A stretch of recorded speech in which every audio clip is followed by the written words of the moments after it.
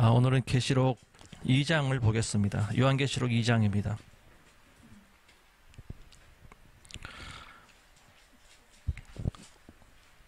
요한계시록 2장 1절부터 29절까지 오늘 보도록 하겠습니다.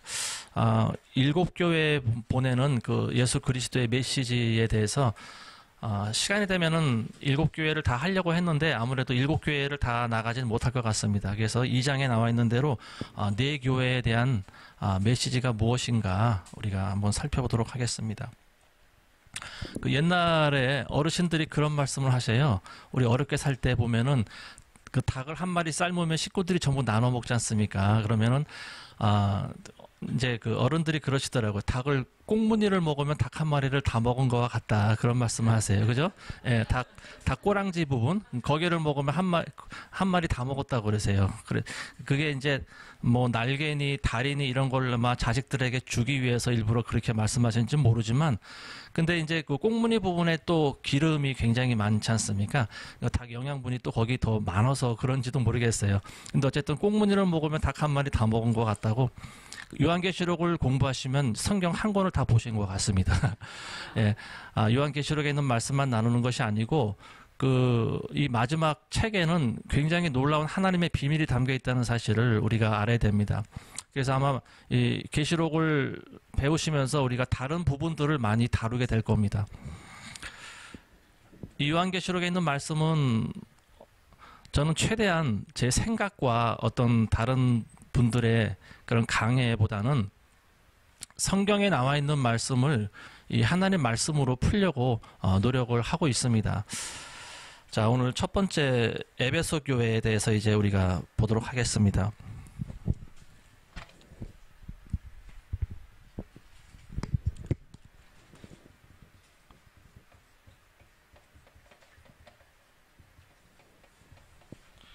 에베소 교회가 나오는데요. 1절과 그 2절을 우리 같이 한번 읽어보겠습니다. 시작. 에베소 교회의 사자에게 편지하라. 오른손에 있는 7별을 붙잡고 7 금촛대 사이를 거니시는 이가 이르시되 내가 네 행위와 수고와 네 인내를 알고 또 악한 자들을 용납하지 아니한 것과 자칭 사도라 하되 아닌 자들을 시험하여 그의 거짓된 것을 네가 드러낸 것과. 네, 여기까지만 보겠습니다. 그 에베소 교회의 그 배경을 잠시 말씀드리자면요. 이 당시에 에베소 지역은 그 문화와 문명의 중심지였다고 합니다. 굉장히 번성했던 그런 도시였고요. 경제적인 수도였다고 합니다.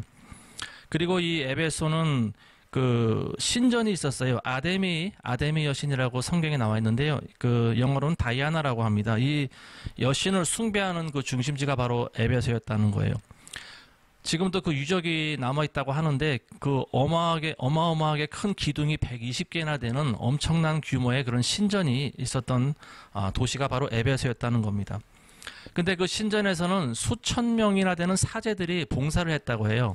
남녀 사제들이 예배를 집전하고, 그리고 특히 여사제들은 이제 그 종교의식에 따라서 거기에 모인 자들 사람들하고 또 행음하기도 하고 그런 장소가 바로 에베소였다고 합니다. 이 에베소 교회는 사도 바울이 3차 전도 여행 때 세운 교회로 알려져 있습니다. 아골라나 브리스길라 뭐 이런 조력자들의 도움을 받아서 세운 교회로 우리가 보여집니다. 이 에베소는 그 당시 이스라엘의 수도였던 예루살렘, 그리고 그 선교지의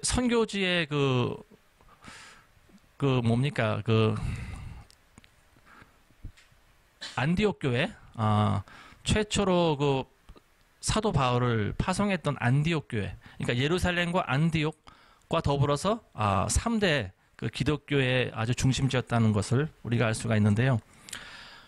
이제 그 7교회 보내는 메시지를, 물론 그 당시에 예수님께서 7교회를 전부 언급을 하셨지만 이제 그거를 연대기적으로 또 풀으시는 분들이 있어요. 연대기적으로 그 종교적인 상황에 비춰서 그 교회를 그 특징을 우리가 살펴볼 수가 있는데요. 그게 희한하게도 굉장히 엇비슷하다는 겁니다. 이 에베소 교회를 우리 연대기적으로 봤을 때는 예수님 승천 이후부터 100년 전후 되는 그 기간까지 보여지는 상징하는 그런 교회다 이렇게 볼 수가 있는데요. 즉 초대교회 시대를 상징한다 이렇게 볼 수가 있겠죠.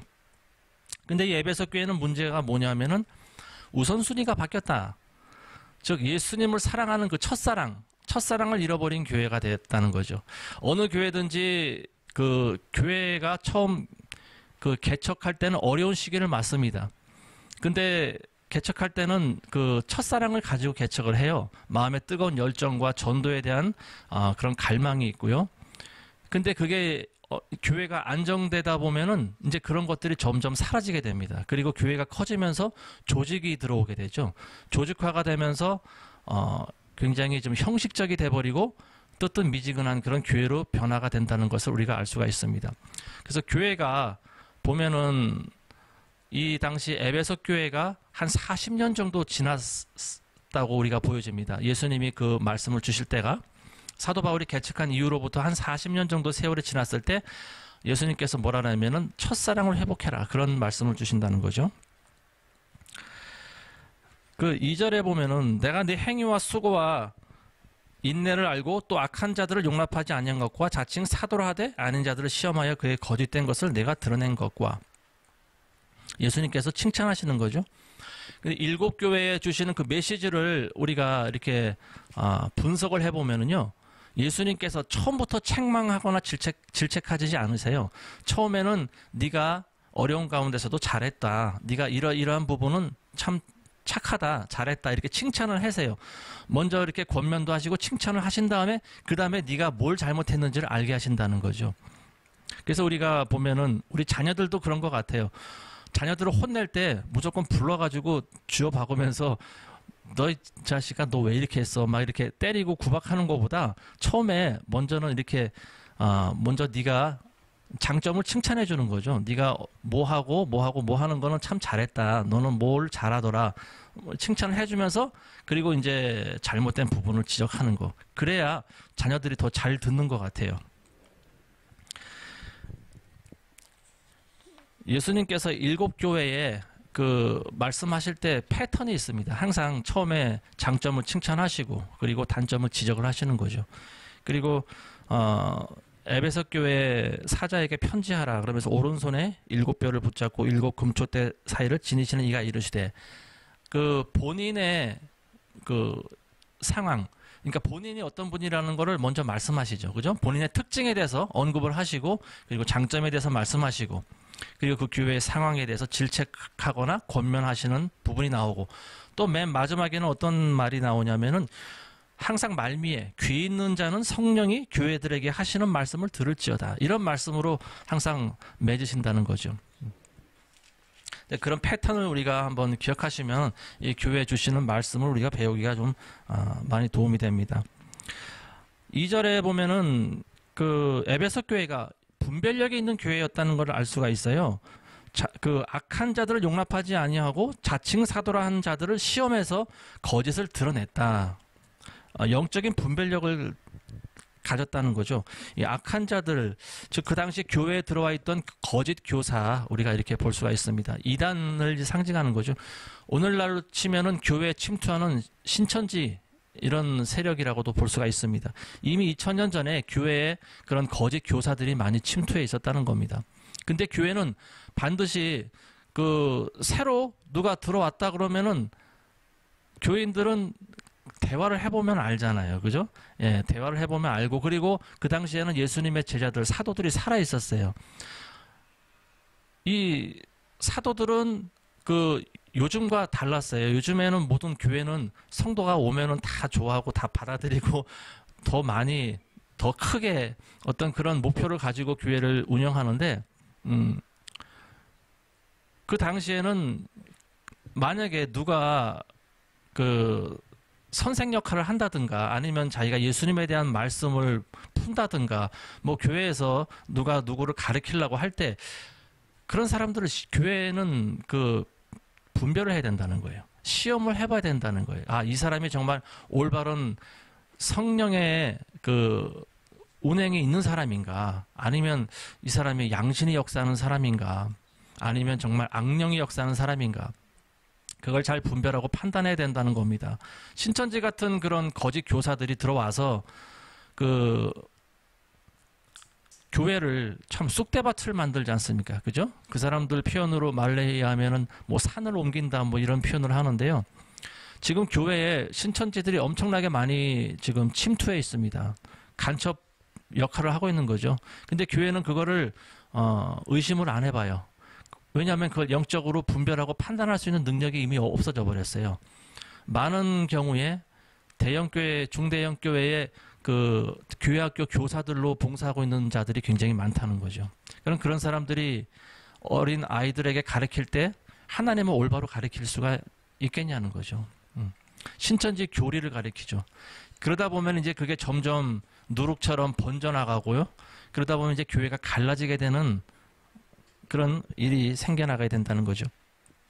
그러니까 교회는 반드시 사도라고 한 자들을 시험해서 그 거짓을 드러내야 된다는 거예요. 많이 배웠다, 뭐 성령 충만하다, 능력이 있다, 이런 자들이 교회에 왔다고 할 때 무조건 받아들여서는 안 된다는 거예요. 이런 자들을 반드시 시험하고 교회는 분별을 해야 된다는 겁니다. 그 당시에 이런 거짓 교사나 악한 자들, 이런 자들, 거짓 사도라 하는 자들을 시험해서 분별을 해야 되는데, 그 당시에 이제 가장 어떤 자들이 나타났냐면, 그때는 지금은 신천지 같은 사람들이 날뛴다 그러면 그 당시에는 니골라당이라고 하는 사람이 있었어요. 니골라당. 니골라당이라는 말 여러분들 아시죠? 이 니골라라고 하는 사람이 만들었다는 그런 학파, 그래서 니골라당이라고도 하는데요. 이 니골라당의 기원에 대해서는 두 가지 설이 있어요. 첫 번째는 그 사도행전에 보면은 6장에 초대교회 때 7 집사가 나옵니다. 그 중에 한 명이 바로 이 니골라였어요. 맨 마지막에 안디옥 사람 니골라, 맨 마지막에 이렇게 기록되어 있습니다. 우리가 잘 아는 스데반 집사는 최초의 순교자였고요. 그리고 또 빌립 집사가 있었고, 그리고 또 뭐 브로고로, 니가노로, 바몬 뭐 이런 사람들이 있었고, 맨 마지막에 안디옥 사람 니골라가 있었다는 거죠. 그런 설이 있었고요. 근데 처음에는 성령 충만한 그런 7 집사 중에 하나였는데, 이 사람이 나중에 타락해서 그 안 좋은 영이 들어가가지고 율법을 폐지해도 된다, 이런 율법 폐지, 니골라가 이제 율법을 폐지했다, 율법을 없앴다, 이런 주장하는 그런 설이 하나가 있었고요. 첫 번째는 그런 게 있었고, 두 번째는 어떤 게 있냐면, 니골라가 뭐냐면 이름에 대한 그런 기원이 있다는 거죠. 이건 이제 헬라어로 뭐냐면은 니골라가 니콜라스라고 그래요. 니콜라스. 근데 니콜라스가 뭐냐면은 이제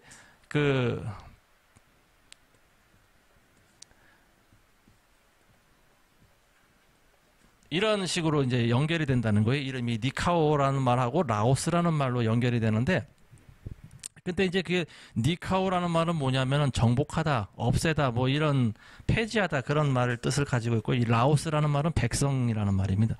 그러니까 이 니콜라스, 우연인지도 모르겠지만 니콜라우스라고 하는 말은 뭐냐면은 백성들을 없애다, 폐지하다, 아주 부정적인 의미로 쓰여지는 이름이다, 이렇게 볼 수가 있어요. 이 두 가지 설이 있는데 어떤 게 정확한 건지는 모르겠습니다. 근데 아마도 예수님의 7 제자였던 안디옥 사람 니골라가 만든 니골라 당이 라는 그런 설이 좀 유력하지 않나 싶습니다. 그 당시 많은 교회에 영적인 영향력을 끼쳤던 사람이고, 그러다 보니까 교만이 들어와서 이 니골라당이라고 하는 학파를 본인이 만들어서 많은 사람들을 현혹할 수도 있었다는 거죠. 오늘날 보면은 통일교나 또 뭡니까, 박태선, 예전에 전도관을 했던 박태선이나 뭐 이런 분들도 예전에는 다 성령 충만한 그런 하나님의 종들이었지 않습니까? 근데 그게 이제 막 기적이 나타나고 능력이 나타나다 보니까 교만이 들어와가지고 마지막엔 변질되는 삶을 살아갔죠. 이 니골라당이 어떤 걸 가리켰냐면은 율법을 폐지하는 걸 가리켰어요. 은혜 시대이기 때문에 이제 율법은 우리가 지키지 않아도 된다, 뭐 그런 주장을 하는 거였죠. 근데 예수님께서 십자가에서 이미 보혈로 우리 모든 죄를 다 구속하시고, 사셨기 때문에 율법은 안 지켜도 된다. 이렇게 생각하시나요, 여러분들도? 그런 분들이 있다면 그런 분들은 니골라당의 영향을 받은 분들입니다. 그런 분들은 니골라당입니다. 율법을 안 지켜도 된다고 생각하는 분은 니골라당이에요. 율법을 안 지켜도 되는 것이 아니고 은혜로 지키는 겁니다. 우리 힘으로는, 인간의 힘으로는 지킬 수가 없어요. 근데 예수님이 우리를 구원해 줬기 때문에 예수님의 그 은혜로 우리가 그 말씀을 지키면서 살아가는 거예요. 그리고 율법이 원래는 악한 것이 아니에요. 율법이 선한 거예요. 율법이 참 그 은혜라는 거에 뭔지를 안다 그러면은 버릴 게 하나도 없는 거예요.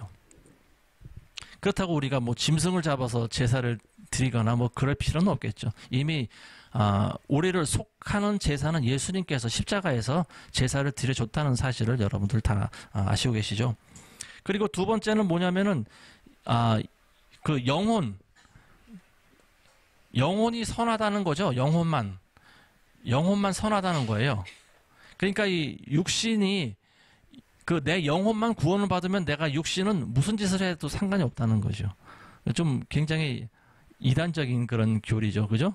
그러니까 내가 영적으로만 똑바로 서 있고 구원만 받으면은 뭐 내가 어디 가서 나쁜 짓을 해도 상관없다. 도둑질을 하건 심지어는 뭐 간음을 하건 무슨 짓을 하던 육은 상관없다는 거죠. 육은 악하기 때문에 썩어져 없어져 버릴 게 때문에 육신으로는 무슨 짓을 해도 상관없다. 다 구원받는다. 무방하다. 이게 어디서 무엇을 하든지 해를 받지 않고 죄가 되지도 않는다. 육신이 저지른 그런 죄악들은. 그러니까 이게 어떻게 보면은 이걸 뭐라 그러냐면 영지주의라고 합니다. 영지주의. 영혼만 바라보는 사람들이에요. 그러니까 예수님이 부활하신 것도 영혼이 부활하셨다 이렇게 얘기를 하는 거예요. 육은 죽어서 썩어졌고 영혼만 부활했다. 이게 영지주의입니다. 그리고 또 어떤 가르침이 있었냐면요. 예수님 안에 있는 자는 보살핌이 있기 때문에 어디서 무엇을 하든지 다 구원받는다.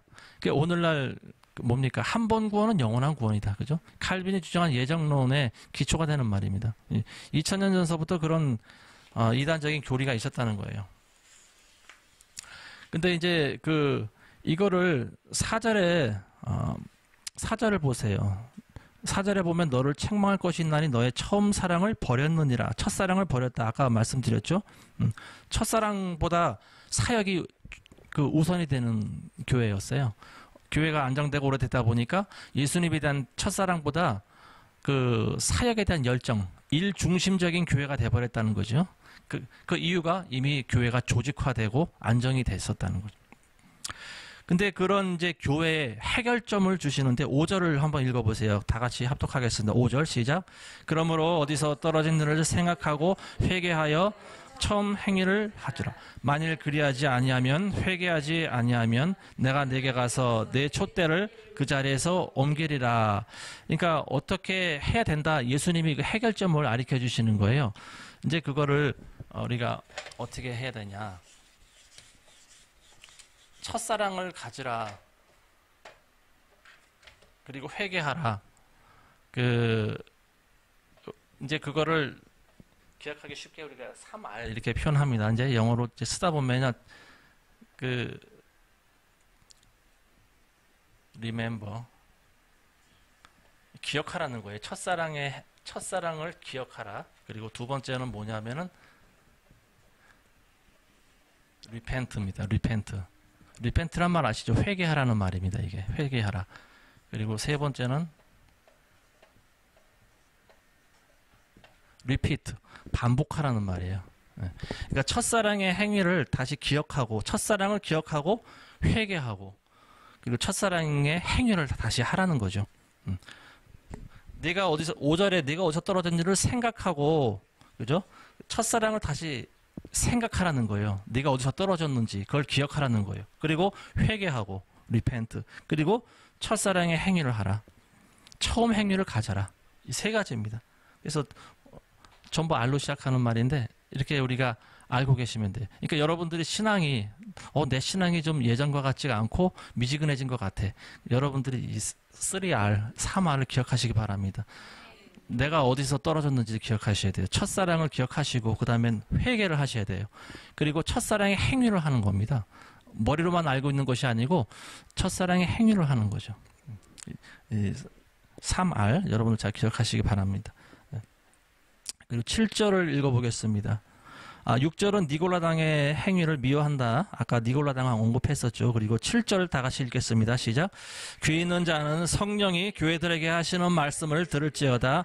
이기는 그에게는 내가 하나님의 낙원에 있는 생명나무의 열매를 주어 먹게 하리라. 예.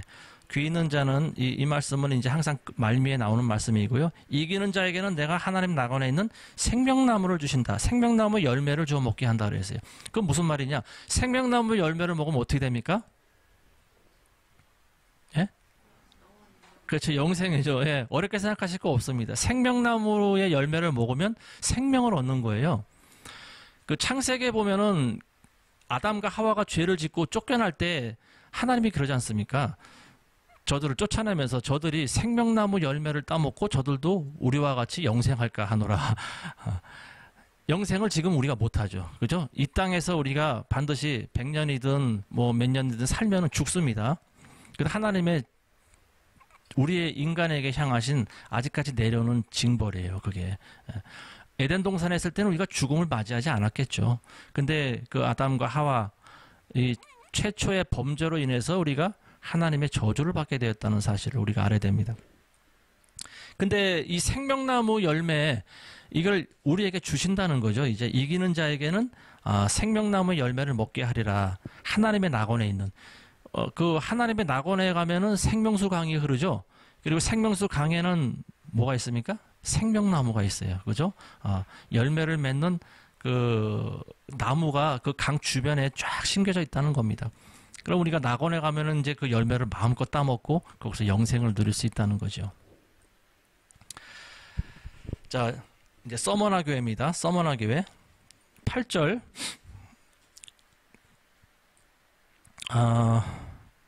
우리가 8절부터 11절까지 우리 다 같이 한번 읽겠습니다. 시작. 서머나 교회의 사자에게 편지하라. 처음이며 마지막이요 죽었다가 살아나신 이가 이르시되 내가 내 환난과 궁핍을 알거니와 실상은 내가 부유한 자니라. 자칭 유대인이라 하는 자들의 비방도 알거니와 실상은 유대인이 아니요 사탄의 회당이라. 너는 장차 받을 고난을 두려워하지 말라. 볼지어다 마귀가 장차 너희 가운데서 몇 사람을 옥에 던져 시험을 받게 하리니 너희가 10일 동안 환난을 받으리라. 네가 죽도록 충성하라. 그리하면 내가 생명의 관을 네게 주리라. 귀 있는 자는 성령이 교회들에게 하시는 말씀을 들을지어다. 이기는 자는 둘째 사망의 해를 받지 아니하리라. 아멘.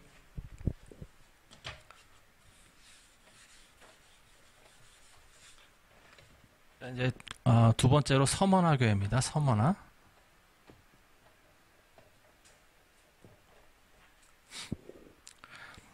그 서머나는 에베소에서 한 35km 정도 떨어졌던 그 부유한 항구 도시라고 합니다. 근데 에베소는 지금 가보면은 실제로 사람이 살지 않는 것 같아요. 그죠? 유적만 남아 있는 것 같습니다. 폐허가 됐다고 그러죠. 근데 이 서머나라고 하는 지역은 지금도 굉장히 그 많은 사람들이 살고 있다고 합니다. 지금도 한 20만에서 한 30만 명 정도의 사람들이 살고 있다고 하는데 그 서머나가 어디냐면은 여기 지역이 지금의 터키 이즈미르라고 하는 지역이라고 합니다.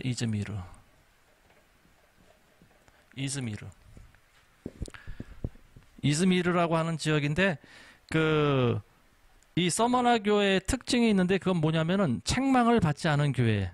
빌라델비아 교회와 더불어서 책망을 안 들은 그런 교회다 이렇게 볼 수가 있어요. 여기서 서머나의 이 뭐자를 우리가 알아야 되는데요. 이제 그거를 이렇게 씁니다. 또는 미르라고도 읽기도 하고 이렇게 읽는데요. 이 발음 이게 서머나가 이라고 하는 게 뭐냐면 향품이에요. 향품. 여러분들 몰약이라는 거 아시나요? 몰약? 그 예수님이 태어나실 때 예수님이 어렸을 때 동방 박사들이 와서 세 가지 그 선물을 드리지 않습니까? 황금과 유향과 몰약. 예, 마지막 몰약. 황금은 왕권을 상징하는 거죠. 그죠? 왕한테 드리는 거죠. 그리고 유향, 예수 그리스도의 아름다운 사역을 상징하고, 마지막에 드렸던 것이 몰약인데 이건 예수님의 죽음을 상징하는 거였어요.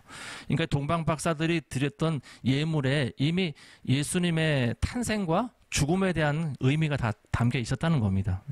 그 세 가지 물품을 통해서. 이 뭐라고 하는 게 뭐냐면 이제 그 죽은 시체에 놓는 방부제로도 쓰였다는 거죠. 향품으로도 쓰이고 방부제로도 쓰였어. 그 애굽에서, 이집트에서 옛날에 그 사람이 죽으면 미이라를 만들지 않습니까? 이제 그 미이라를 만들 때 방부 처리했던 게 이 몰약이라고 이렇게 우리가 알려지고 있습니다. 근데 이 몰약은 뭘 상징하는 거냐면 죽음을 또한 상징하는 거죠. 그죠? 예수님의 대속의 죽음을 상징하는 거고, 나 자신이 죽어져야 된다는 걸 보여줘야 된다는 거죠. 그만큼 이 서머나 교회는 정말 어떻게 보면 살았다 하나 죽은 거와 같은, 목숨만 붙어 있는 그런 교회였다는 거죠. 그만큼 환난과 박해가 심한 교회였다는 거죠. 그 에스더서에 보면, 구약의 에스더가 그 아하수에로 왕한테 들어가기 전에 1년 동안 그 몸을 향품 처리하는데, 준비 기간을 거치는데 6개월 동안 발랐던 향품이 몰약입니다. 바로 이 몰약으로 몸을 단장했다, 이렇게 나와 있어요. 제가 한번 예전에 설명했었죠. 몰약이 나 자신이 죽어지고 오직 왕을 위한 인생을 살아가야 된다, 그 기간을 상징하기 때문에 몰약을 발랐다, 제가 그런 말씀드린 적이 있었죠. 근데 이 서머나 교회가 그 칭찬을 받을 수 있었던 이유는 뭐냐면은 이 엄청난 환난과 궁핍 가운데서 그 신앙생활을 유지할 수가 있었다는 거예요. 그러니까 그 환난과 고난이 오히려 독이 되는 것이 아니고 교회의 유익이 되었다는 거죠. 9절 말씀 한번 보세요. 9절에 보면 내가 내 환난과 궁핍을 알거니와 실상은 내가 부요한 자니라.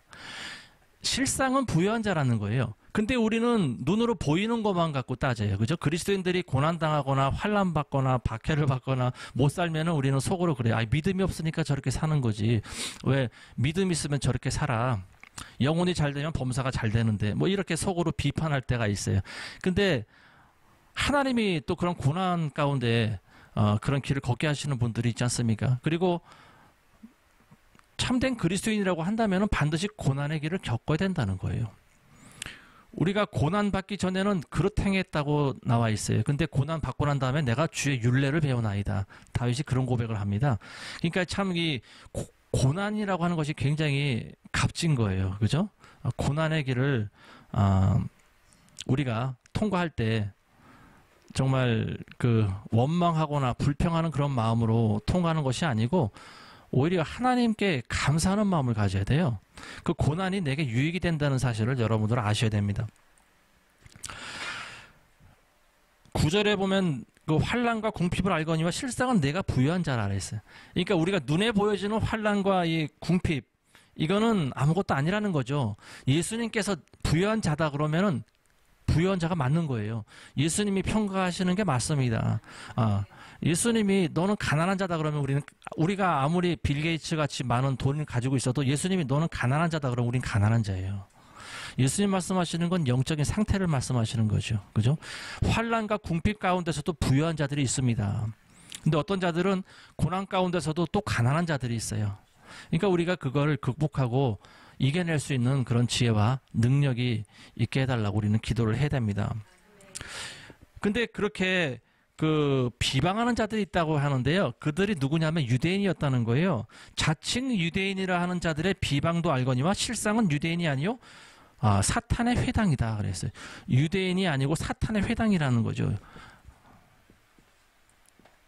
유대인인 줄 알았더니 알고 보니까 사단의 회당이라는 거죠. 누가 참 유대인인가 여기에 대해서 잠시 말씀을 드릴게요.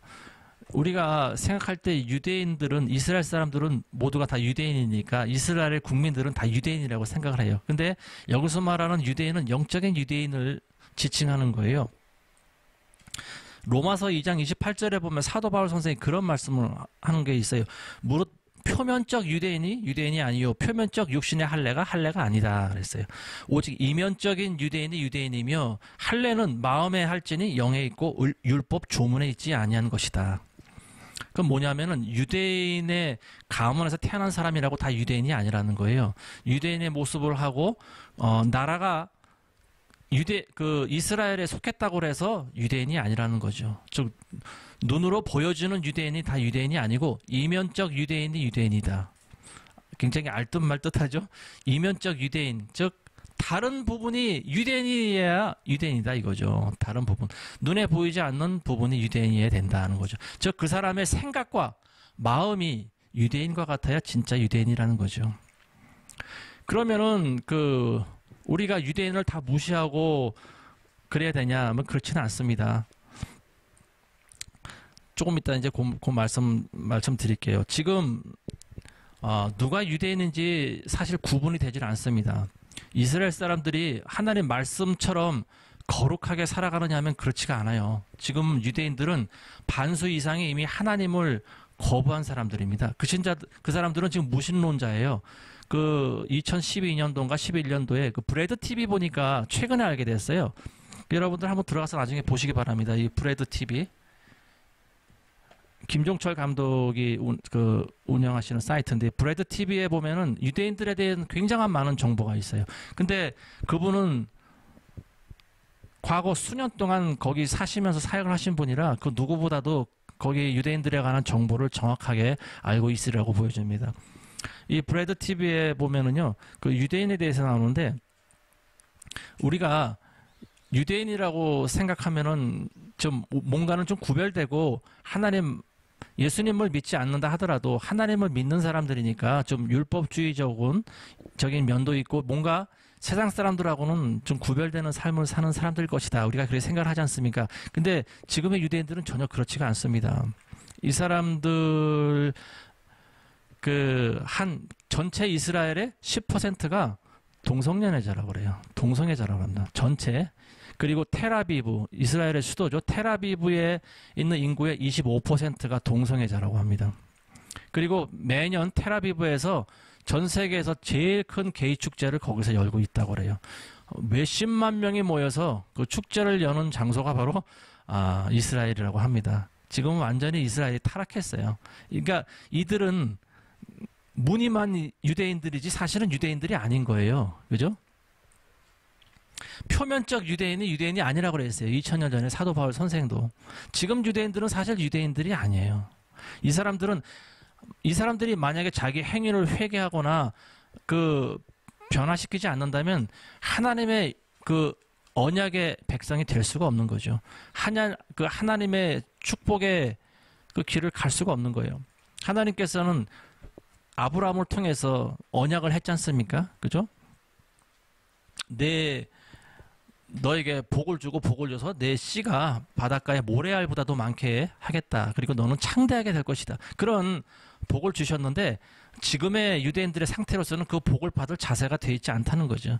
이미 이 사람들은 표면적인 유대인일 뿐이고 이면적은 그 속은 유대인이 아니다.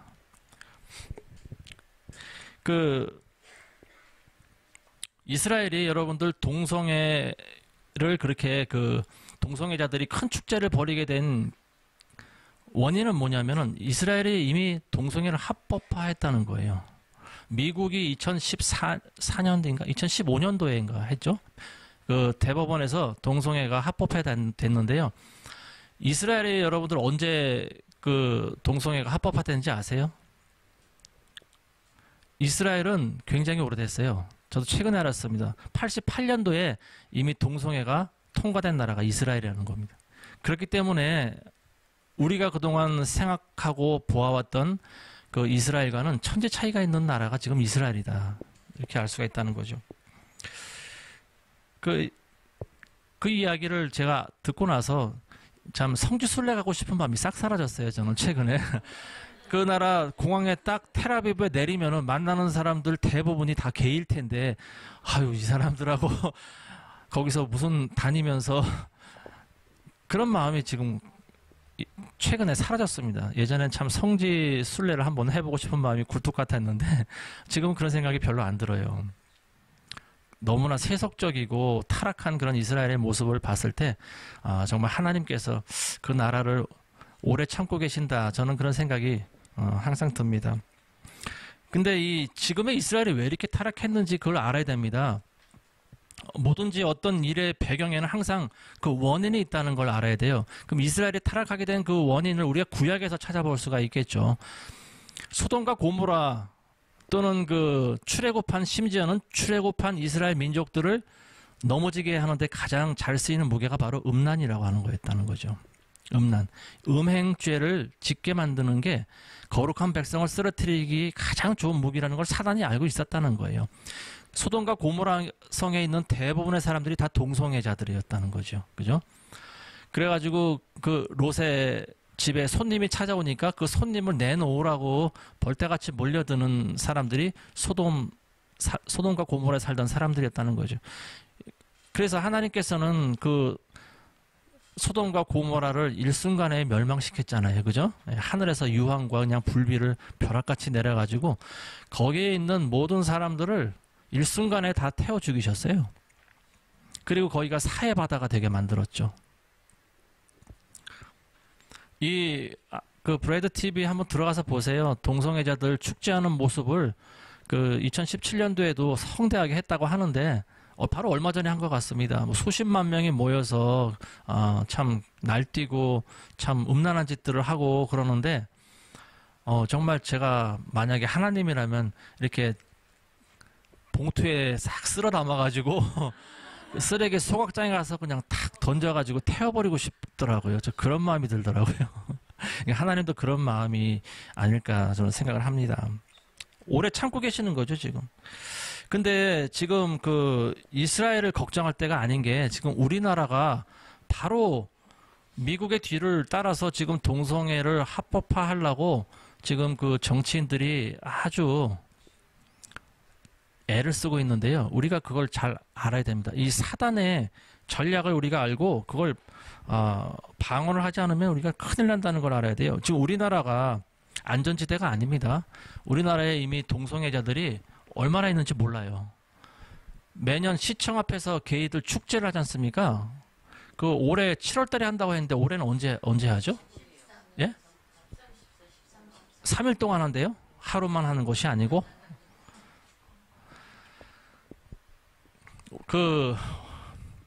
말이 안 나오네 갑자기. 이 동성애자들 축제하는 거 정말 큰 교회 목사님들이 나는 참 왜 그럴까 싶어요. 수만 명 나오는 교회 목사님들이 그거를 얼마든지 저지할 수가 있는데 그날 교인들 거기 집합 한 번만 시키면 끝나지 않습니까? 그죠? 수천 명이 거기 모여가지고 집회를 열고 예배를 드리면 그 동성애자들이 어떻게 거기서 예배를 드리겠어요? 동성애자들이 뭐 모여봐야 뭐 몇만 명 모이겠습니까? 몇천 명 정도 모이겠죠. 아직까지는. 그 영향력이 있는 대형교회 목사님들이 왜 그런 걸 저지 안 할까? 저는 그게 너무 안타깝고 또 좀 분노가 치밉니다. 우리나라 국민들의 지금 40%가 동성애를 지지한다는 거 여러분들 아세요? 40%면 어마어마한 숫자입니다. 10명 중에 4명이 동성애를 지지한다는 거예요. 여러분들 중에, 우리 중에 거의 예, 반수 이상이 동성애를 지지한다고 생각을 하면은 끔찍하죠. 그죠? 근데 이게 불과 한 10년 전만 해도 10%도 안 됐다는 거예요. 근데 10년 사이에 불과 이 퍼센테이지가 몇 배가 올라갔다는 거죠. 지금 많은 사람들이 동성애에 대해서 굉장히 좋게 보고 있다는 거죠. 이미 하나님께서 우리를 죄악 가운데 지금 방치하셨나 또 그런 생각을 할 때가 있습니다. 이미 분별이 없어진 교회를 바라볼 때 세상 사람들은 말할 것도 없죠. 그들이 뭐가 진리고 뭐가 비진리인지를 구별할 수 있는 그게 없기 때문에. 근데 이제 문제는 교회에서 그거를 방관하고 있다는 거죠. 그게 참 저를 화나게 합니다, 요즘에는. 자, 10절 보겠습니다. 10절에 보면 너는 장차받을 고난을 두려워하지 말라. 서머나 교회가 칭찬받을 수 있는 그 원인이 바로 고난 가운데 있었다는 거죠. 그죠? 고난의 불을 통과하는 교회는 타락하지가 않는다는 거예요. 지금 중국이나 북한의 지하 교회들은 굉장히 순수한 복음의 시대를 살아가고 있습니다. 겉으로 볼 때는 환난과 궁핍함 가운데 살고 있지만 실상은 그들이 부유한 자라고 예수님이 칭찬하신다는 거예요. 근데 지금 우리는 어떻습니까?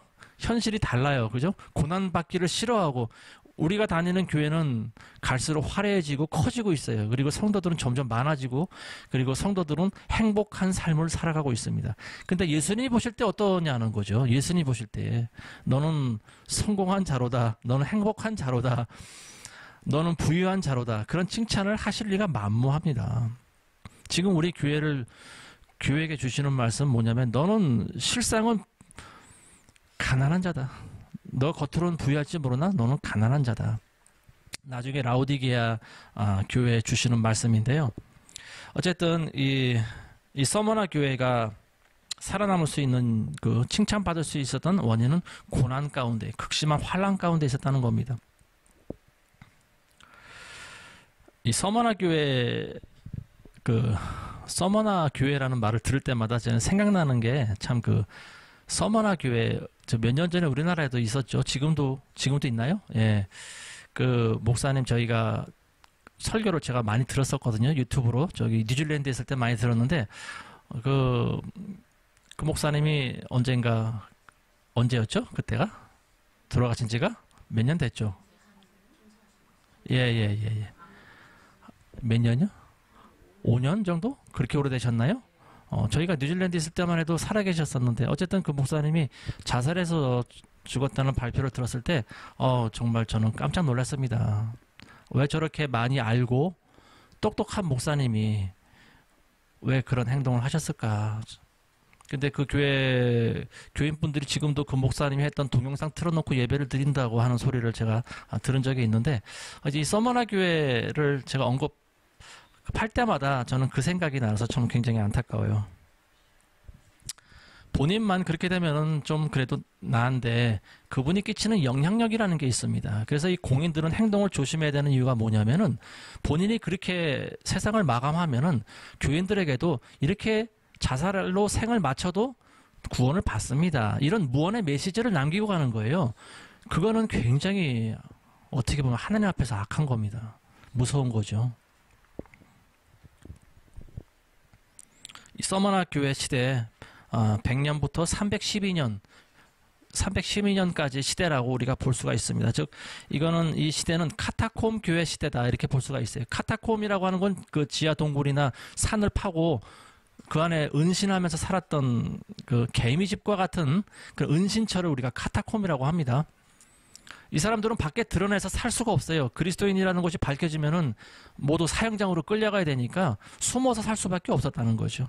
아주 극심한 환난과 고난 가운데 있었던 교회 시대를 우리가 서머나 교회다 이렇게 볼 수가 있는데 그 당시에 죽은 사람이 200만 명이 넘는 순교자가 있었다고 합니다.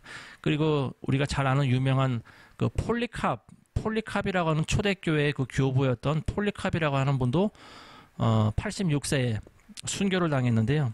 화형당했다고 그러죠. 불로 태워서 죽임을 받았다고 그러는데 이 폴리캅은 그 사도 요한의 바로 그 직전 제자라고도 합니다. 이기는 자에게는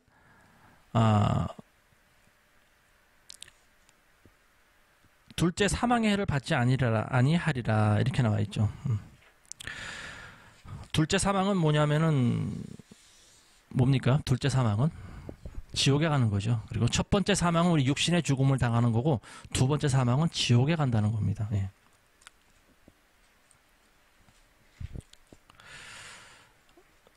자, 세 번째 우리가 보겠습니다. 버가모 교회에 주시는 말씀. 우리 다 같이 한번 읽어보겠습니다. 12절부터 시작. 버가모 교회의 사자에게 편지하라. 좌우에 날선검을 가지신 이가 이르시되 네가 어디에 사는지를 내가 아노니 거기는 사탄의 권자가 있는 데라. 네가 내 이름을 굳게 잡아서 내 충성된 증인 안디바가 너희 가운데 곧 사단이 사는 곳에서 죽임을 당할 때도 나를 믿는 믿음을 저버리지 아니하였도다. 그러나 내게 두어 가지 책망할 것이 있나니 거기 내게 발람의 교훈을 지키는 자들이 있도다. 발람이 발락을 가르쳐 이스라엘 자손 앞에 걸림돌을 놓아 우상의 제물을 먹게 하였고 또 행음하게 하였느니라. 이와 같이 내게도 니골라당의 교훈을 지키는 자들이 있도다. 그러므로 회개하라. 그리하지 아니하면 내가 네게 속히 가서 내 입의 검으로 그들과 싸우리라. 귀 있는 자는 성령이 교회들에게 하시는 말씀을 들을지어다. 이기는 그에게는 내가 감추었던 만나를 주고 또 흰 돌을 줄 터인데 그 돌 위에 새 이름을 기록한 것이 있나니 받는 자밖에는 그 이름을 알 사람이 없느니라. 아멘. 자, 이제 버가모 교회에 대해서 잠시 말씀하겠습니다.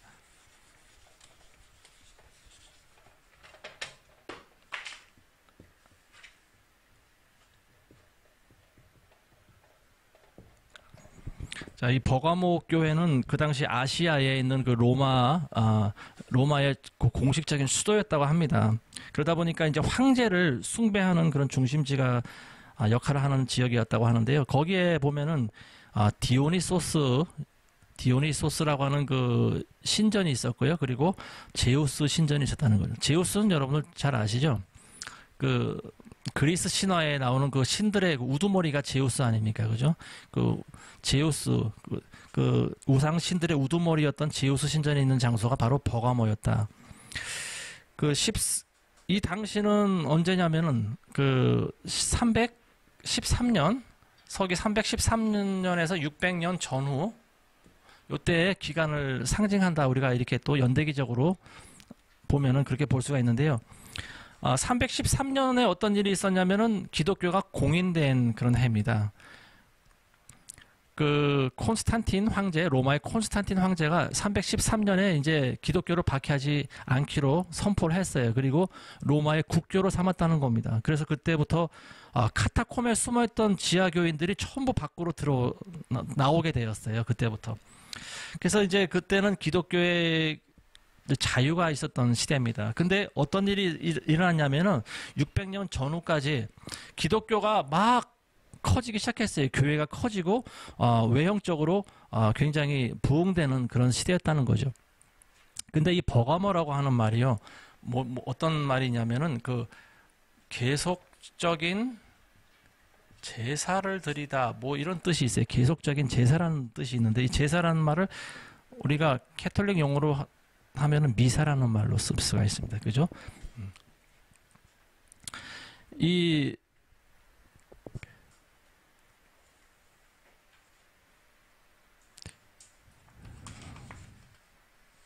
아니, 제가 잠깐 혼동했네요. 계속적인 제사가 아니고 죄송합니다.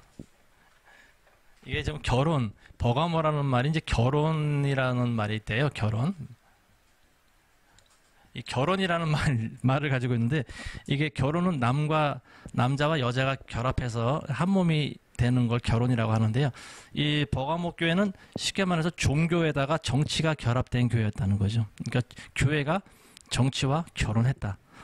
그런 의미를 가진 교회다 이렇게 볼 수가 있다는 거죠.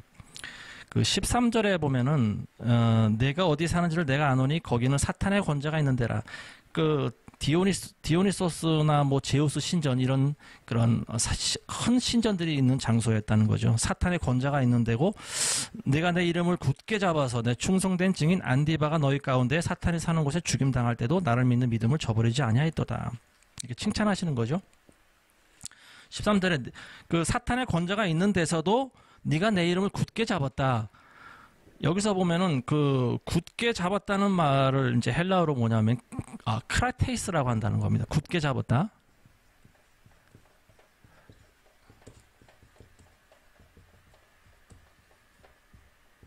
크라테이스라는 말을 쓰는데요. 이 크라테이스라는 말이 뭐냐면은 그냥 한 부분, 손을 붙잡든지 아니면 옷깃을 붙잡든지 어느 한 부분을 잡는 것이 아니라 전인격적으로 꽉 잡았다는 거예요. 몸도 잡고 그 사람의 행위, 마음까지 잡았다. 이걸 크라테이스라고 한다는 거죠. 거기 보면은 내 충성된 증인 안디바가 너희 가운데 사탄이 사는 곳에 죽임 당할 때도 여기 보면은 안디바라고 하는 사람 이제 헬라어로 안디바를 안티파스라고 합니다. 안티파스. 이 사람이 이제 순교를 당했대요. 근데 이제 순교 이렇게 씁니다. 이렇게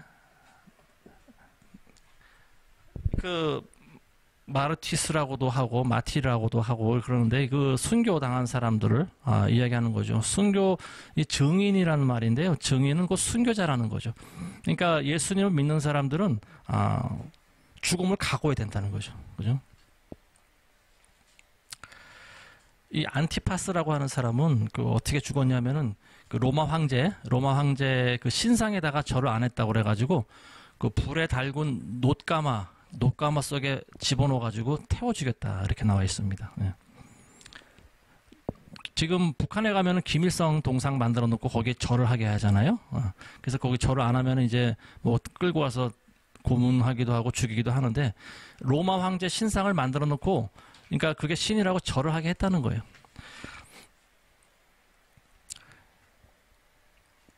그 14절에 보면은 그러나 내게 두어 가지 책망할 것이 있나니 거기 내게 발람의 교훈을 지키는 자들이 있도다. 발람이 발락을 가리켜 이스라엘 자손 앞에 걸림돌을 놓아 우상의 제물을 먹게 하였고 행음하게 하였다.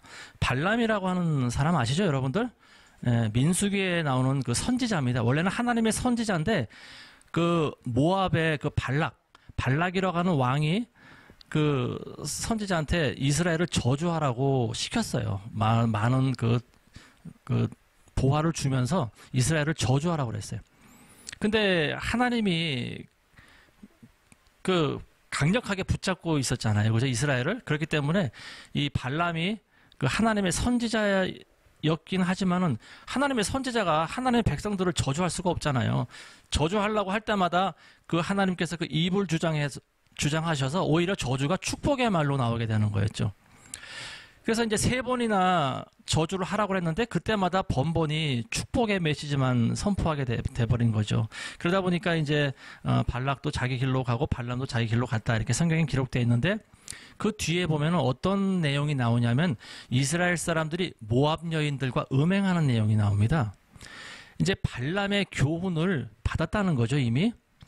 그래서 발람이 이스라엘 사람들을 직접 저주를 하지 못했지만 그들을 쓰러뜨리기 위해서는 음행하는 죄를 범하게 만들었다는 거예요. 그게 바로 모압 여인들, 그 이방 여인들과 그 같이 혼음하게 했다는 거죠.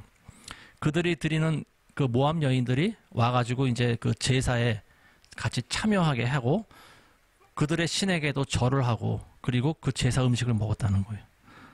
그리고 그들과 같이 간음을 하고 이제 그게 하나님 보시기에 큰 죄가 되기 때문에 수만 명이 죽었죠. 그때 24,000명인가 그때 죽임을 당했었죠. 그때. 그게 바로 발람의 교훈입니다. 이 버가모라고 하는 지역은 그 당시에 그 우상 숭배가 많은 지역이기 때문에 그 우상에 바쳐진 그런 제물을 아주 아무런 거리낌 없이 먹었다는 거예요. 근데 사도행전에 보면은 예루살렘 공의회라고 하는 내용이 나옵니다. 그 최초의 그 기독교 공의회 처음 열린 것이 바로 예루살렘 공의회인데 이제 사도 바울 선생이 이제 전도 여행 갔다 오고 나서 예수님의 12 사도들 그들과 만나서 이제 회의를 한 결과 이방인을 어떻게 해야 될 건지에 대한 그런 결론을 내린 적이 있어요. 그러니까 이방인을 그 회의 결과가 어떻게 나왔냐면은 이방인들이 하나님한테 돌아오는 것을 괴롭게 하지 말자 그랬어요. 첫 번째. 그게 무슨 말이냐면 이방인들이 하나님께로 돌아오게 되면은 그냥 다 받아들이라고 그랬어요. 근데 어떤 유대인들은 전도를 한 다음에 그 사람한테 할례를 받게 시켰다는 거죠. 그러니까 그게 괴롭게 한다는 거였어요. 그 당시 의료기술이 열악했던 상황에서 그 할례를 받으면은 굉장히 힘들지 않습니까? 그죠? 그게 바로 괴롭게 한다는 거였어요. 그러면서 한 말이 로마서에 나와 있는 것과 같이 표면적 유대인이 유대인이 아니고 표면적인 할례가 아니다. 할례나 무할례나 다 소용이 없다 이것은 아무것도 아니다 그랬어요. 그러면서 이제 첫 번째는 이방인들이 돌아오는 것을 막지 말고 그리고 우상의 제물과 그리고 우상의 제물을 먹지 말고 그리고 피째 먹지 말고 그리고 목매어 죽은 것을 먹지 말고 음행을 멀리하라 이렇게 그 5가지 공의의 내용이 나왔다는 거죠. 자, 17절 말씀 보겠습니다. 17절. 17절에 보면 귀 있는 자는 성령이 교회들에게 하시는 말씀을 들을지어다. 이기는 그에게는 내가 감추었던 만나를 주고 또 흰돌을 줄 터인데 자, 여기서 감추었던 만나가 뭡니까? 여러분들 만나 잘 아시죠? 만나? 이스라엘 백성들이 출애굽했을 때 광야에서 먹을 것이 없을 때 그 40년 동안 이스라엘 백성들을 먹였던 것이 바로 하늘에서 내려오는 떡이었다는 거예요. 이 만나. 생긴 거는 씨처럼 생기기도 하고 마치 그 옥수수 튀겨놓은 것처럼 오늘날 팝콘처럼 생긴 그런 만나가 하늘에서 비처럼 내렸다는 거죠. 근데 감추었던 만나라고 하는 건 뭐냐면은 언약궤 속에 물건이 3가지가 들어있었어요. 그 여러분들 다 아시죠? 모세의 언약궤 안에 뭐뭐 들어있었나요? 아론의 쌍난 지팡이가 있었고요. 그리고 십계명 돌판이 있었고, 그리고 마지막이 만나를 담은 항아리가 있었다는 거죠. 예, 이 3가지가 바로 언약궤 속에 감추어졌었다는 거죠. 근데 감추어졌던 만나를 주겠다는 거예요. 그 마카비서나 바록서, 마카비나 바록이라는 말 아시나요 혹시? 이게 그 정경에는 포함되어 있지 않은 책인데요. 외경에 포함되어 있습니다. 이 마카비 하나 바록서에 보면은 그 어떤 내용이 나오냐면은 이 마지막 때 예수님이 오실 때 감추어졌던 언약궤가 열린다 그랬어요. 근데 언약궤가 언제 사라졌는지 아무도 몰라요. 성경에 나와 있지 않기 때문에. 그래서 이 모세의 언약궤가 언제 없어졌냐, 이제 학자들이 추정하기로는 예루살렘이 멸망당했을 때, 바벨론에 멸망당했을 때 천사가 가져갔든지 아니면 가장 유력한 용의자로 예레미야 선지자를 꼽고 있습니다. 예레미야 선지자가 그걸 감췄다는 거예요. 그런 전승이 내려오고 있습니다. 그 외경에도 나와 있거든요. 근데 실제로 몇 년 전에 유튜브에 그런 동영상이 떠돌아다니는 거 여러분들 보셨나 모르겠네요. 어느 유대인, 어느 고고학자가 그 예수님이 십자가에 달리셨던 골고다 언덕을 탐사하다가 그 동굴을 발견했다는 거예요. 근데 그 동굴 이름이 바로 예레미야 동굴이라고 한다는 거죠. 그 동굴 안에 들어가서 바로 언약궤를 발견했다고 합니다. 근데 이제 그게 참 굉장히 신기한 게 뭐냐면은 언약궤가 있던 장소 위에 천장에 보니까 그 핏자국이 있다라는 거예요. 그리고 그 핏자국이 있었고 그 밑에 있던 언약궤 위에도 핏자국이 흘러 있었다는 거죠. 근데 그 위에 바로 수직으로 올라가 보면 거기가 어디냐면 예수님이 십자가에 못 박힌 장소라는 겁니다. 그래서 예수님이 십자가에서 이제 몸에 있는 피를 다 흘리시고 그 물과 피를 다 흘리셨을 때 그 피가 십자가를 타고 흘러서 땅에 스며들었는데 그게 땅 속에 스며들어 가지고 거기 동굴에서 떨어졌다는 거예요, 그게. 그래서 참 그게 굉장히 성경적으로 의미가 있습니다. 그래서 우리 인류의 죄를 사하셨다는 거죠. 피 흘림이 없으면 죄 사함이 없다 그랬어요. 예수님이 흘린 피가 실제로 그 언약의 백성들을 사할 수 있는 놀라운 그런 기적과도 같은 일이 있었다. 실제로 제가 눈으로 보진 못했지만 알 수는 없습니다. 근데 이스라엘에서는 공식적으로 발표를 안 해요. 언약궤를 발견했다 이런 이야기를 안 하고 있습니다. 근데 지금 제3성전이라는 걸 여러분들 아시죠? 제3성전을 지으려고 지금 이스라엘 사람들은 이미 다 준비가 돼 있다는 거예요. 그거 역시 저기 브레드 TV에 보면 잘 나오고 있습니다. 제3성전이라고 하는 영화도 나온 적이 있는데요. 저는 올라온 게 없어서 저는 보지 못했습니다. 근데 거기에 보시면은 제3성전을 짓기 위해서 이미 그 안에 필요한 모든 성구들을 다 만들어 놨다는 거예요. 그 황금으로 만든 촛대도 있고, 떡상도 있고, 진설병상도 있고, 어떤 그런 것들이 다 있다는 거예요. 만들어 놓고 이제, 카운트만 기다리고 있다고 합니다. 지금 원래 그 사람들이 세우려고 하는 제3성전 자리가 어디냐면은 지금 이슬람 사원이 들어있는 장소죠. 그죠? 황금 사원이라고 하는 이슬람 사원이 있는 장소인데, 이제 만약에 팔레스타인하고 전쟁이 붙으면은 아마 이스라엘 공군이 제일 먼저 거기에 폭탄 떨어뜨려가지고 사원을 폭격할 것 같아요. 제 생각에는. 전쟁이 터지면은. 그러면 이제 정말 그때부터는, 환란의 때, 마지막 때, 정말 마지막 때 중에 마지막 때에 접어들지 않나. 우리가 항상 그런 성경에 있는 말씀을 통해서 현재 시국이 어떻게 돌아가고 있나 늘 비교해보고 분별하시는 그런 눈이 있게 되기를 바라겠습니다.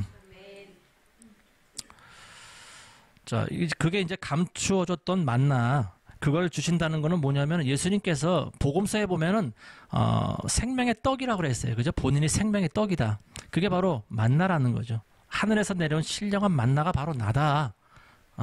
나를 먹으면 너희가 영생하도록 죽지 아니하리라.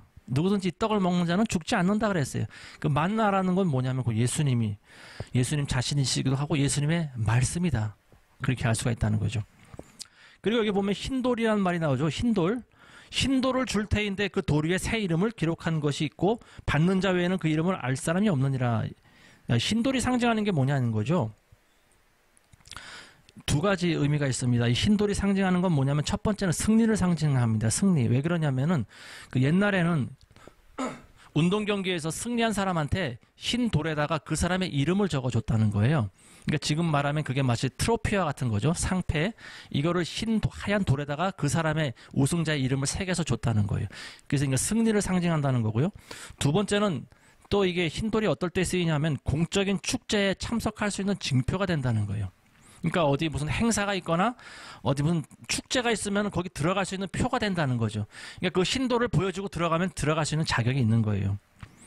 그 여기서 공식적인 축제라는 건 뭐냐면 메시아적인 축제를 상징한다고 볼 수가 있죠. 예수님과 더불어 열리는 축제. 요한계시록에 보면 어떤 축제가 있나요? 예수님과 더불어? 요한계시록 맨 뒤에 나오죠. 말미에 어린 양의 혼인잔치. 예, 혼인잔치 기약이 이르렀고 때가 됐다 그랬어요. 이제 그 예수님의 잔치에 들어갈 수 있는 돌, 그 징표가 바로 흰돌이다. 이렇게 볼 수가 있다는 거죠. 자, 다음에 이제 마지막입니다. 오늘 두아디라 교회 여기까지만 하고 오늘은 마치겠습니다. 예. 두아디라 교회입니다.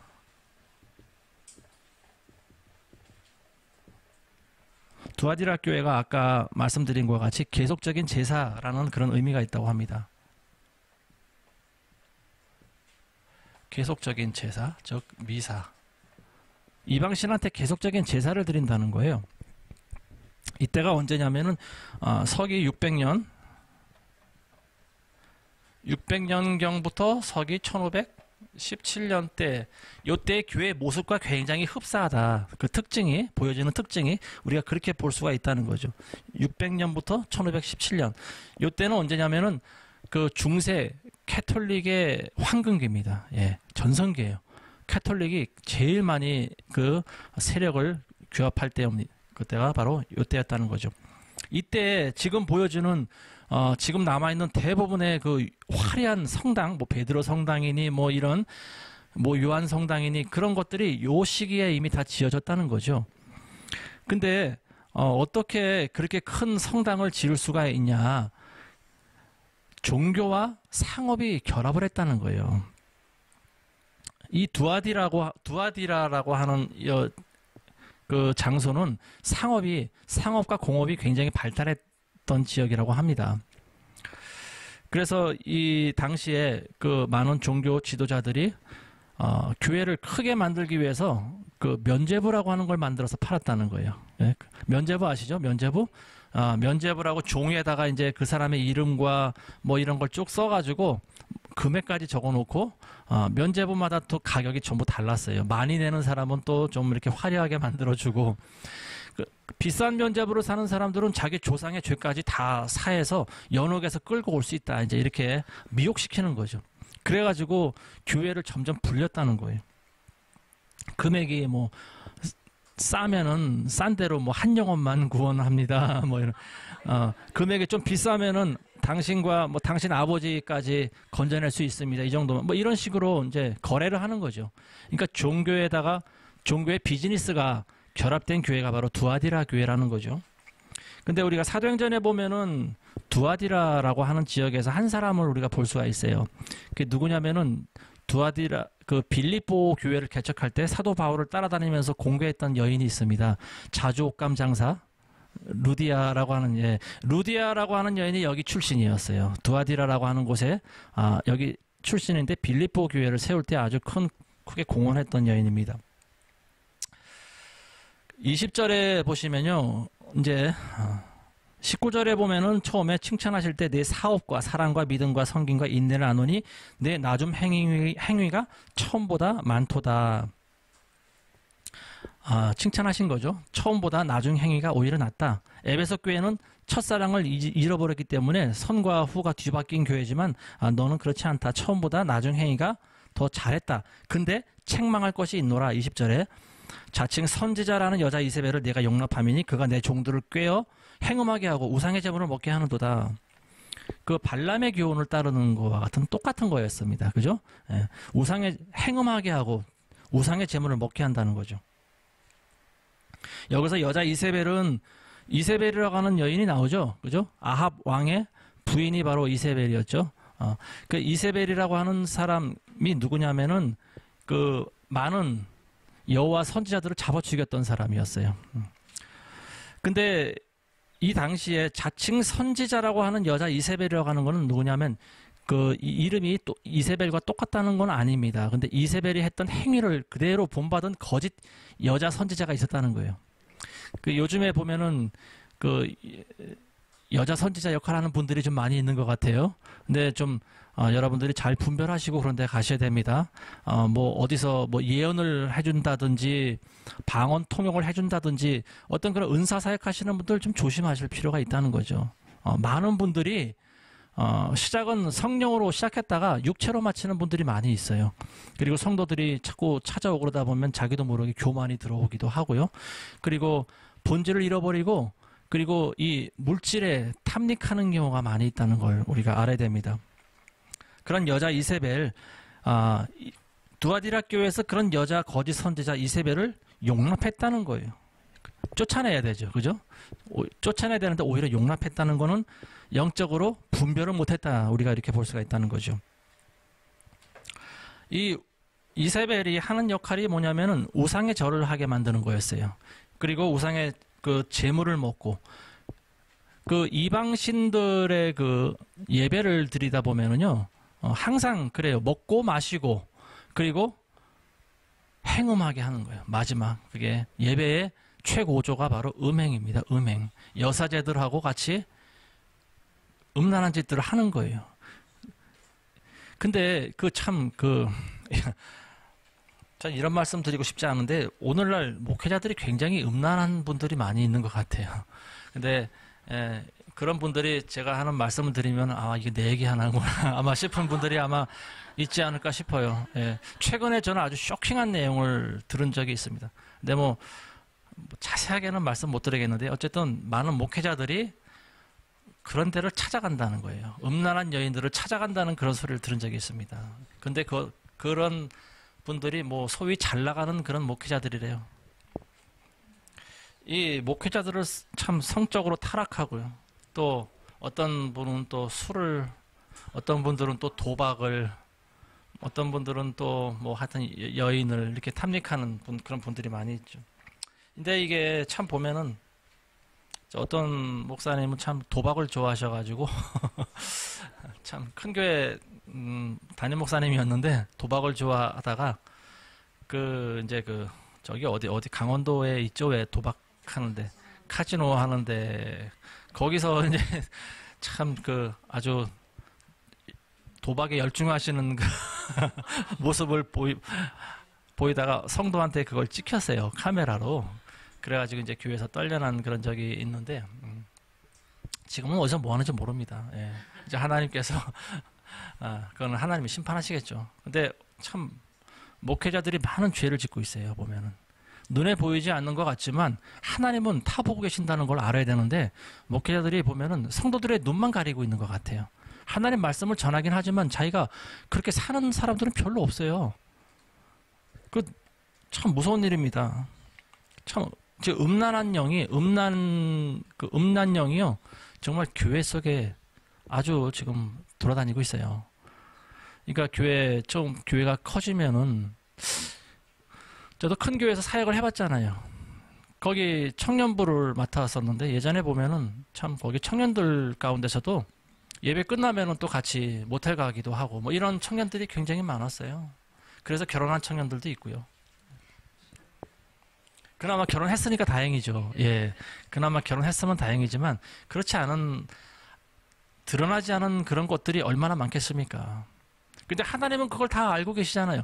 그러면서 그들이 하는 찬양과 예배를 보고 계시려니까 그게 얼마나 하나님 보시기에 참 가증스럽겠습니까?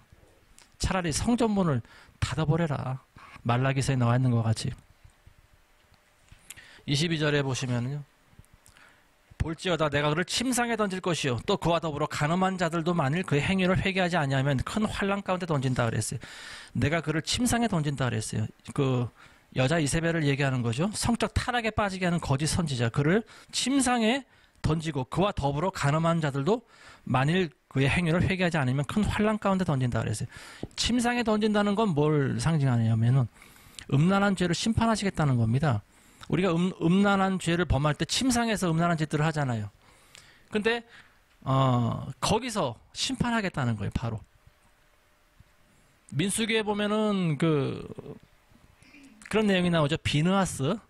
비느하스라고 하는 사람이 큰 창을 들고 와서 음란한 짓을 하는 두 남녀를 한꺼번에 한 창에 찔러 죽인 적이 있어요. 예.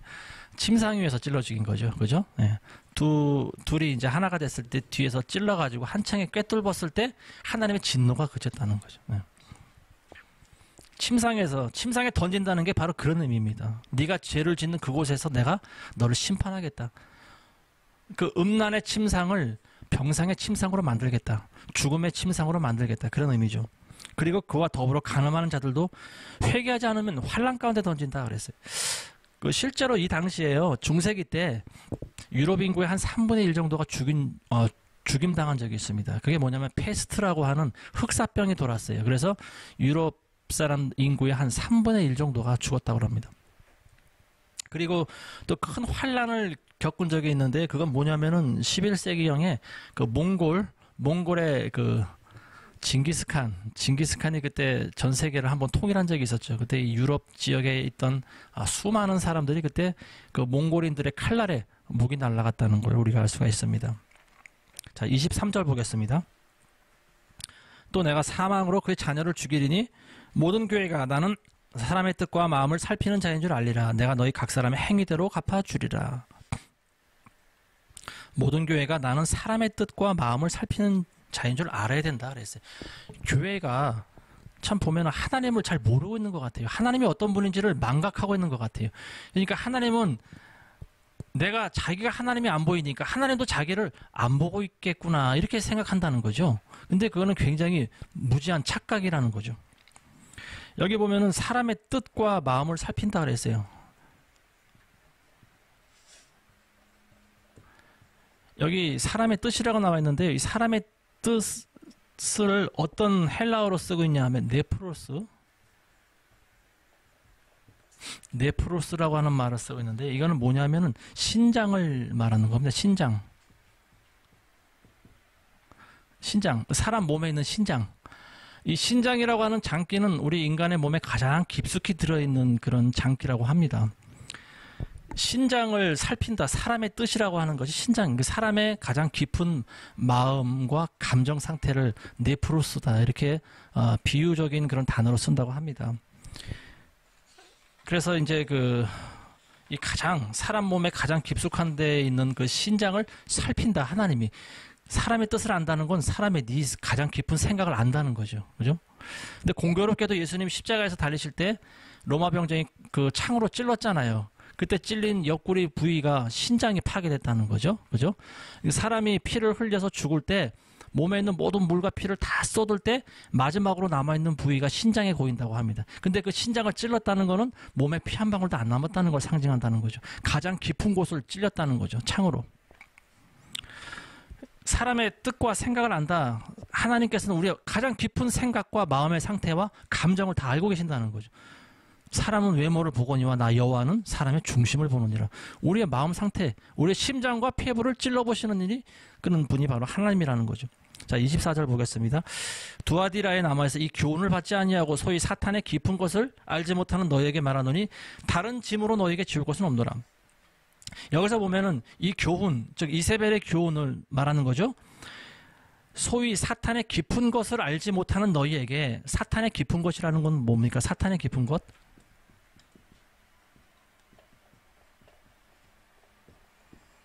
사탄의 깊은 것은 사탄의 속마음을 얘기하는 거죠. 그죠? 아까는 우리 마음의 가장 깊숙한 곳을 사람의 뜻, 그걸 네프로스라고 표현한다고 그랬잖아요. 신장이라고 하는 말로 표현하면서 사람의 가장 깊은 생각, 그 사람의 중심을 말한다고 그랬는데 여기서 사탄의 또 가장 깊은 것이 있다는 거죠. 사탄의 뜻이 뭐냐? 사탄의 네프로스가 뭐냐? 이걸 말한다는 거죠. 우리가 이제 사탄의 사탄이 갖고 있는 것은 우리가 이제 전략, 그죠? 사탄의 계획 이런 말로 이제 표현할 수가 있겠죠. 사탄이 가지고 있는 거는 한 가지밖에 없어요. 그죠? 우리 인간들을 멸망시키고 죽이는 것밖에 없습니다. 예. 우리를 멸망시키는 것밖에 없어요. 사탄의 가장 깊은 것입니다. 여러 가지 전략과 전술이 있어요. 사탄의 계획이 얼마나 많은지 몰라요. 근데 그 모든 목적은 똑같아요. 우리 인간을 멸망시키는 겁니다. 그러니까 우리 인간이 멸망당하면은 그럼 그게 자기하고 무슨 상관이 있겠어요? 하나님의 마음을 아프게 한다는 거죠, 바로. 사단은 하나님을 대적하는 자예요. 근데 자기가 능력이 부족하니까 하나님을 직접 대적할 수가 없잖아요. 그러다 보니까 하나님이 만든 가장 뛰어난 피조물인 인간을 대적하는 거예요. 그리고 인간을 죽이고 멸망시키는 게 바로 사탄의 가장 깊은 뜻이라는 거죠. 그게 바로 전략이다. 사탄의 계획이고 전략이다. 사탄의 깊은 것, 이 사탄의 전략은 뭐냐면 제일 먼저 교회에 침투하는 거였어요. 그죠? 312년 그 기독교가 공인되기 전까지 극심한 환란 가운데 있었지만 이 에베소나 서머나 교회 같은 교회는 살아남을 수가 있었어요. 근데 그 이후의 교회는 완전히 타락해버렸다는 거죠. 그게 세상과 합해져서 하나가 됐다는 거예요. 어떤 교회는 정치와 결합하고 어떤 교회는 비즈니스와 결합을 하고 이런 식으로 세상 것들이 들어오게 만든 그게 바로 사탄의 계략이었다는 거죠. 교회가 타락할 때는 반드시 그 일의 배후에는 마귀가 역사한다는 사실을 아셔야 돼요. 이 교회를 타락시키기 위해서 제일 먼저 하는 일이 뭘까요? 여러분들이 사탄이다. 그럼 교회를 타락시키려면 어떻게 교회를 타락시키는 게 가장 효과적이고 빠를까요? 예? 예, 박 권사님이 정답입니다. 목회자를 타락시키면 교회가 타락하게 되어 있습니다. 성도들은 그 목회자의 모습을 바라보고 목회자의 말씀을 듣고 살아갑니다. 양떼들은 목자를 바라보면 살아가게 돼 있어요. 목자가 길을 인도하는 대로 따라가게 돼 있어요. 양떼들은 시력이 굉장히 약해요. 또 어리석고 단순해요. 목자가 가는 대로 따라갑니다. 그리고 목자가 말하는 대로 그 음성을 듣고 따라간다는 거죠. 근데 목회자가 타락하면요 어떻게 될까요? 목회자가 가는 길이 뻔하잖아요. 목회자가 타락한 목회자들은 어디로 갑니까? 지옥으로 가요. 지옥으로 가게 돼 있어요. 그럼 많은 성도들이 목자의 뒤를 따라서 지옥으로 행한다는 겁니다. 이거 무서운 일이죠. 그죠? 사단의 전략은요. 교회를 타락하기 전에 목사를 먼저 타락시킨다는 거예요. 우두머리 하나만 잡으면은 그 교회는 끝난 거예요. 지금 문재인 정부가 들어섰죠. 근데 이 문재인 정부가 들어서기 전에 아주 많은 전략과 계획과 모든 노력을 통해서 한 게 뭡니까? 박근혜 대통령 잡는 일이었어요. 박근혜 대통령을 탄핵하고 구속시키는 거였어요. 우두머리를 잡은 다음에 이제 자기가 대통령이 될 수가 있었다는 거죠. 그죠? 교회의 그 영적인 일이나 현실적인 정치 일이나 똑같습니다. 항상 어떤 일을 행할 때 그 지역이나 조직의 우두머리를 잡는 것이 제일 효과적인 거예요. 그러니까 목회자 하나만 타락하면 그 교회는 무너지고 맙니다. 이걸 우리가 잘 분별해야 된다는 거예요. 사탄의 깊은 것을 알지 못하는 너에게 말하노니 다른 짐으로 너에게 지울 것은 없노라. 사탄의 깊은 것을 분별하면 된다는 거예요. 네가 다른 거 할 것은 없다. 분별해라. 깨어나라 이거죠. 자, 25절에 내가 너희에게 있는 것을 내가 올 때까지 굳게 잡으라. 너희에게 있는 것이 뭡니까? 두아디라 교인들이 처음에 가졌던 그리스도에 대한 참된 지식과 소망을 얘기하는 거죠. 특권, 그리스도인들이 갖고 있는 특권 이런 것들을 굳게 잡고 있으라는 거죠. 자, 26절에 이기는 자와 끝까지 내 일을 지키는 그에게 만국을 다스리는 권세를 주겠다. 시편에 보면은 시편 2편 8절부터 9절에 보면은 그런 말씀이 있습니다. 이방 나라를 내 유업으로 주리니 내 소유가 땅 끝까지 이르리라. 이 시편에 있는 말씀을 예수님께서 언급하신 거예요. 만국을 다스리는 권세를 주신다. 이 세상 끝날에 이제 그리스도인들이 참여하게 될 권세를 말하는 거죠. 예수님께서 이제 재림주로 이 땅에 오셔서 그 많은 죄악들을 다 심판하시고 이제 천년왕국이 시작되지 않습니까? 그럴 때 어떤 사람한테는 10골 다스릴 권세를 주시고 또 어떤 사람한테는 5골 다스릴 권세를 주신다는 거죠. 자, 27절에 그가 철장을 가지고 그들을 다스려 질그릇 깨뜨리는 것과 같이 하리라. 나도 내 아버지께 받은 것이 그러하니라. 이건 뭐냐면 심판을 상징하는 겁니다. 예수님의 심판. 예수님이 재림하실 때 마치 그 철장 가지고 질그릇을 깨뜨리는 것 같이 심판한다 이거죠. 무시무시한 심판을 한다는 거죠. 이 말씀도 역시 시편 2편 9절에 있는 말씀을 인용해서 하신 거예요. 내가 철장으로 그들을 깨뜨리며 질그릇같이 부수리라 하시도다. 이런 말씀이 있습니다. 자, 이제 오늘 마지막 말씀입니다. 내가 또 그에게 새벽별을 주리라. 28절에 새벽별을 준다는 거였어요. 새벽별이 뭡니까? 여러분들 새벽별이 뭔지 아시나요? 그죠? 새벽별을 주님을 상징하는 겁니다. 우리가 새벽별, 우리가 눈에 보이는 새벽별은 우리가 루시퍼를 상징한다 이렇게 볼 수가 있는데요. 근데 그게 아니고 원래 새벽별은 예수 그리스도 자신을 상징한다는 거죠. 근데 그게 요한계시록 22장 16절에 보면 그런 말씀이 나와요. 나 예수는 교회들을 위해서 내 사자를 보내 이것들을 너희에게 증언하게 하였노라. 나는 다윗의 뿌리요 자손이니 곧 광명한 새벽별이라 하시니라. 광명한 새벽별이다. 자기 자신을 가리켜서 광명한 새벽별이다 그랬어요. 그러니까 이기는 자에게는 새벽별을 선물로 주겠다. 즉 나 자신을 준다는 거예요. 그죠? 우리가 잘 아셔야 될 게 뭐냐면은 그리스도 자신을 우리는 원하셔야 돼요. 그리스도 자신을 사랑하고 그리스도를 우리가 갖기를 원해야 되는 거죠. 그러면 모든 것을 다 가진 거나 다름없어요. 근데 많은 분들이 예수님이 주는 선물을 바라보고 있어요. 손해들은 선물을 바라보고 있다는 거죠. 뭐 치유와 뭐 만사형통의 축복, 뭐 자녀가 잘 되는 축복, 건강과 뭐 이런 등 그거는 하나님이 우리에게 주시는 선물일 뿐이고 우리가 추구해야 될 거는 뭐냐면 예수님, 새벽별이신 예수님 그 자신을 추구해야 된다는 사실을 여러분들 알게 되시기 바라겠습니다. 예, 오늘은 여기까지 말씀 맺겠습니다. 다음 주에는 이제 3장 나머지 사대 교회하고 그리고 빌라델비아 그리고 라우디게아 교회 이 세 교회에 대해서 우리가 말씀을 배우도록 하겠습니다. 우리 잠깐 기도하겠습니다.